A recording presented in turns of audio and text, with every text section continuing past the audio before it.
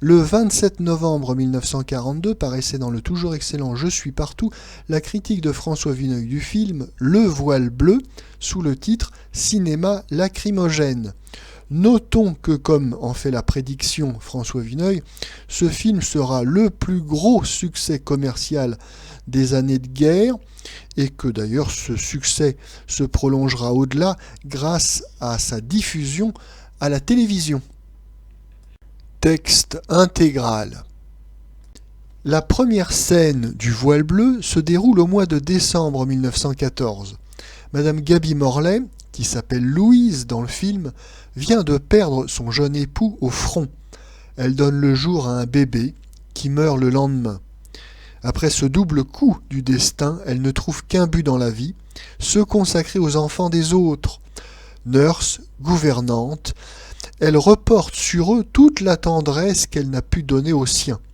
Pour les bambins qu'on lui confie, elle refuse un mariage honorable, elle brise un grand amour. Une petite fille s'attache si bien à elle qu'elle la préfère à sa mère, comédienne frivole et surmenée.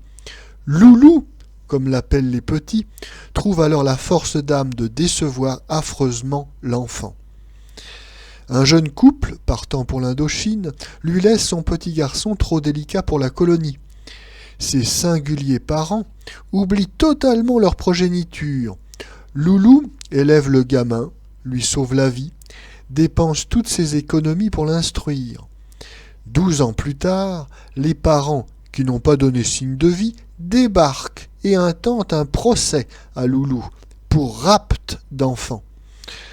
Après 40 ans de dévouement féerique, la nurse aux cheveux blancs doit laver les planchers chez une vieille sorcière et un affreux moutard qui coupe la tête aux petits oiseaux en cage. Loulou devient cependant l'ange de ce redoutable foyer. Pour prix de ses bienfaits, elle va connaître encore l'hôpital, jusqu'au soir où ses anciens nourrissons lui organisent une apothéose. Devant un film de cette sorte, le critique ferait mieux de résigner ses droits. Ce que le chroniqueur de Je suis partout, pour sa part, éprouve devant de tels spectacles, ressemble fort à une rage de dents. Sans parler de ses réactions purement personnelles, il est manifeste que les auteurs du voile bleu ont accumulé les trucs de Mélo avec une impudeur qui mériterait d'être donnée en exemple classique. On a pu s'en apercevoir d'après le résumé ci-dessus. Encore ai-je passé main détail cette avalanche de lardons vagissants, d'angelots frisés, de premières communiantes, et le vieux soupirant qui décède à l'instant même où Loulou n'avait plus d'autre soutien dans son existence. Et encore, 15 mètres avant la fin, l'évanouissement de la dite Loulou pour nous faire croire qu'elle va mourir au moment d'être récompensée et de toucher le bonheur. C'est de l'exhibitionnisme et d'une telle insistance qu'il cause un véritable malaise à un œil quelque peu raffiné. Si l'on veut savoir ce qu'est exactement le contraire d'une œuvre d'art, il faut contempler le maniement de ces énormes ficelles, ce catalogue parfait de toutes les situations les plus invraisemblables et les plus conventionnelles. Nous sommes dans l'univers de Vierge et martyrs. Je crois qu'il y a quelques années, on n'eût jamais osé montrer un pareil monument de la sensiblerie feuilletonesque sur un écran des Champs-Élysées. Seule la régression évidente du cinéma permet cette manifestation. Mais il faut convenir que les spectateurs y sont admirablement préparés. Ah, je vous garantis que ces braves gens-là ne font pas les délicats. Cela vous ouvre quelques belles perspectives sur la grossièreté et la niaiserie de toute une bourgeoisie que plus rien aujourd'hui, goût, tête, cœur, ne distingue de ces boniches. C'est là que le critique mesure l'absolue vanité de ses proses. S'il veut montrer du moins sa connaissance du public, il peut affirmer que Le voile bleu va être le plus grand succès de l'arme du cinéma depuis l'armistice, et un succès de l'arme auquel les auteurs ont eu la très commerciale malice de joindre un happy end, autant parler tout de suite de triomphe. La salle entière renifle, se mouche, donne enfin libre cours à ses pleurs. Il n'est pas jusqu'aux gens demoiselles Zazou qui n'en oublient de rallumer leurs cigarettes. À la fin, ce ne sont plus que joues barbouillées de rimel.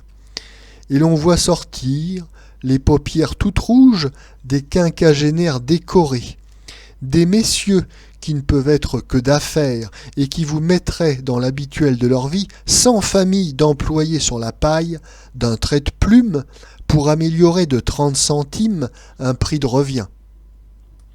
On ne peut plus rien contre de pareilles révolutions des glandes lacrymales, d'autant que le voile bleu, dans sa grossière astuce, est fabriqué avec assez de diversité et de dextérité, que Madame Gaby Morlet arrive à y mettre beaucoup de conviction, que l'on y a déployé une distribution somptueuse, des vedettes pour le moindre bout de rôle, Charpin, Alerme, Popesco, Larquet, Marcel Géniat, Fusier-Gire, Clarion, Gray. Enfin, comment un pareil film n'irait-il pas au nu dans ce pays de la pleurnicherie générale qu'est devenue la France, où le boxeur verse des bouchons de carafe quand il a étendu son adversaire, où l'on n'entend plus que des sanglots, ceux des coureurs cyclistes, des prisonniers libérés, des ouvriers qui ont du travail, de ceux qui n'en ont pas, des archevêques, des militaires, des ministres qui perdent une colonie à chacun de leurs petits levés. Les mêmes spectateurs ne manqueraient pas de s'esclaffer aux deux orphelines et à la porteuse de pain, parce que le ridicule de ces vénérables machines est devenu proverbial, qu'on les abandonne aux brichanteaux de province et aux concierges de faubourg. Mais pour le voile bleu, les noms des stars, la sauce cinématographique, l'exclusivité dans le 8e arrondissement suffisent à rafraîchir le poncif, à le couronner d'un prestige neuf. On n'en rira que dans 10 ans, mais alors on en rira bien et partout.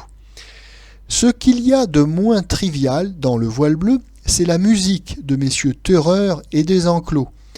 Elle n'occupe qu'une place modeste, mais le morceau le plus développé, pour l'accompagnement du générique, est sans conteste d'une meilleure qualité que ce que l'on entend d'habitude dans les salles obscures.